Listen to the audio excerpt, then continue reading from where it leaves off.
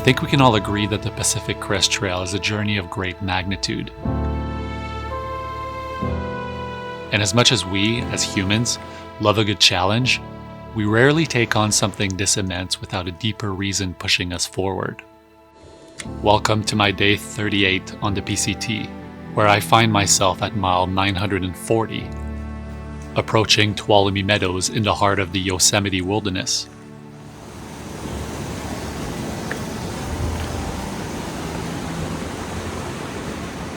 For years, I dreamed of hiking this trail.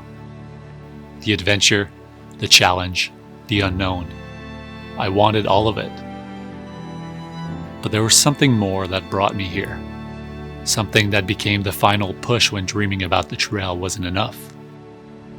I came here not just to live my greatest adventure yet, not just to test myself beyond my limits, but to grieve. In January of 2024, I lost someone very dear to me, my aunt, Guylaine. She was a light in every room, the kind of person who could brighten your day with nothing more than her energy and infectious smile. And another river. She had spent her entire life working towards a comfortable retirement, one that she imagined would be filled with adventure. At 60 years old, she finally reached that milestone, with so much life left ahead of her. I just love the wet feet. It's honestly incredible. All day long, soggy, smushy. It's just fantastic.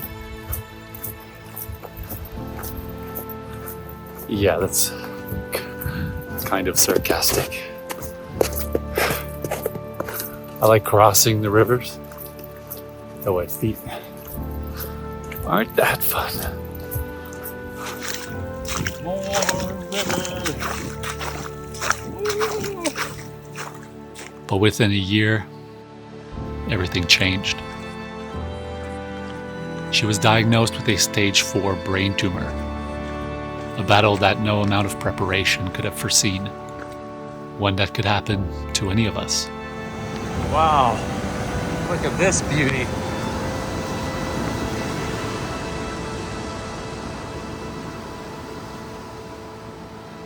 For the next year, she fought a fight she wouldn't have wished upon her worst enemy. Not that she had any. The craftsmanship on these trails, look at that. And yet, despite everything, she spent what strength she had left encouraging me to chase my wildest dreams. That encouragement would later lead me here, to this narrow, winding path, stretching from Mexico to Canada. I never got the chance to tell her about this journey before she passed. But now, I hike in her honor. And as I walk through this vast and humbling landscape, I see her everywhere.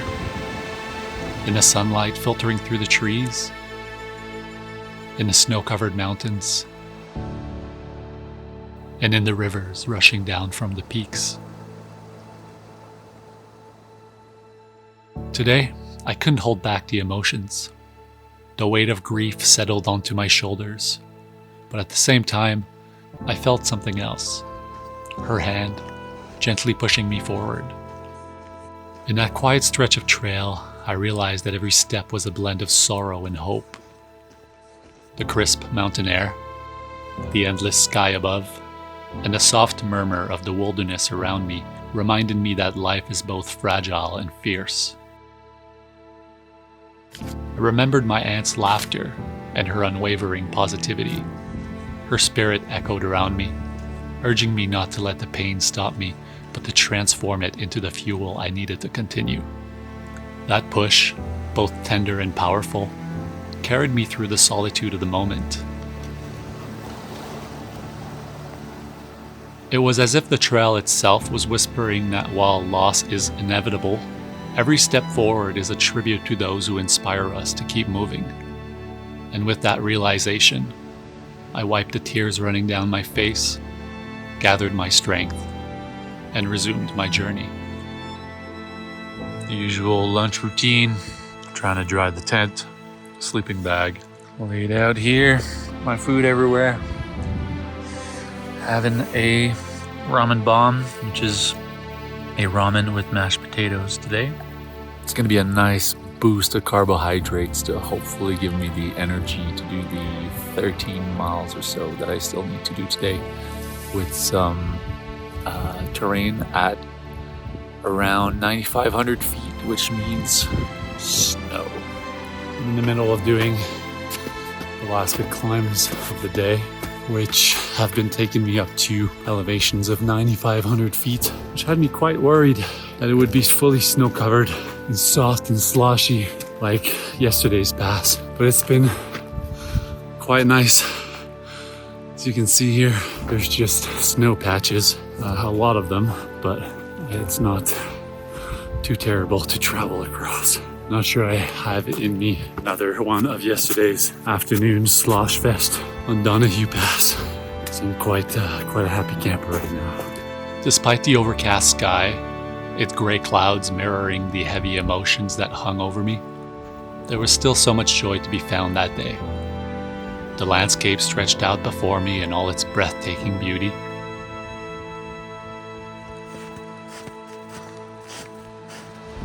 With the river crossings continuing to challenge me at every turn. But as I pressed forward, each step felt lighter.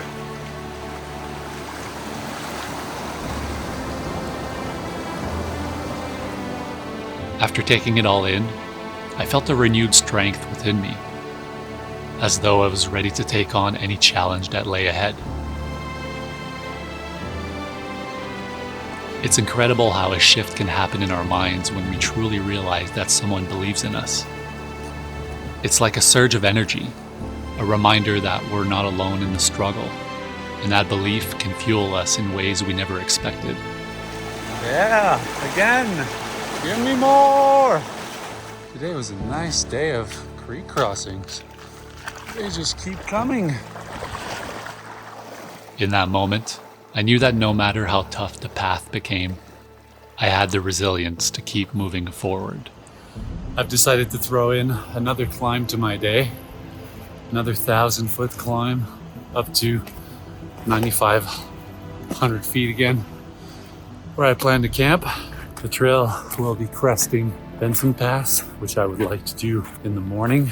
So the goal tonight is to make my approach for that climb, and I can't wait to be at camp and lay down. But it is beautiful up here. Not even that high, and I'm starting to hit quite a bit of snow here. Hopefully this trend doesn't continue leading up to my camp. I just passed a camp, and it is kind of snow-free. Most of it is a marsh though. It's not even 7 p.m. yet, and I am about a mile from the summit. So kind of figured I'd push on another 2 miles, hopefully, to a campsite around the same elevation on the other side. Hopefully it's a good idea. So close to Benson Pass. One last little slog. Yeah.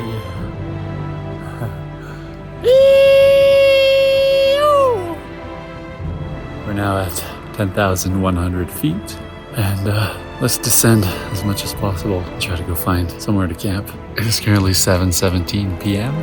and this is gorgeous, and I'm tired. Woo! Today was a hard day, but it was a beautiful one. I may have walked alone, but I knew that I wasn't. And that thought, that feeling, lit a fire in me. And another creek crossing. Woo. Getting them done today, so I don't have to do them in the morning. That's perfect. Although it is like 7:45 p.m. right now, and I've got cold feet. Almost at the lake though, where I hope to camp. Hopefully it's snow-free. So I made it to the lake. The campground is back there, but it's completely snow-covered. And the trail heads up over this. So I kept going around the lake, and I found this lovely spot here.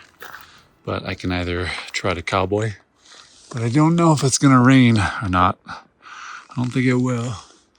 And I've got foliage coverage for condensation, but I could totally set up my tent here as well. So money spot right here, beautiful.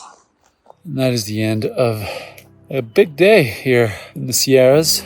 My biggest Sierra day so far at 32.4 trail miles. Pretty happy with that. I went in hoping I would get 27, and then I did a few extra to this beautiful lake. It is 8:05 p.m. I'm gonna set my camp up and devour some food. I'm so tired and hungry. After further investigation, the ground here is quite damp, and so I'm going to set up my cowboy camp right here against this rock. That here is nice and dry. No matter what you're going through or how heavy the emotions on your shoulders may feel, know that I and so many others believe in you. Even in the moments when it feels like you're facing the world alone, remember, there's always a helping hand just around the corner. This is quite epic. Right next to this beautiful frozen lake, surrounded by mountains. Got my campfire reflecting heat towards me. I hope this story reminds you to chase your dreams boldly and without hesitation, to take the leap into the unknown sooner rather than later, because we never truly know when today might be our last. Life is good. Thank you for watching and listening. The adventure continues in the next episode where more challenges await, testing my determination every step of the way. I want to welcome you to join the conversation in the comments, and I hope to see you in the next one. That was literal insanity. I am 6'5", and the water came up to here. This is the trail. Well, that puddle was deeper than I thought.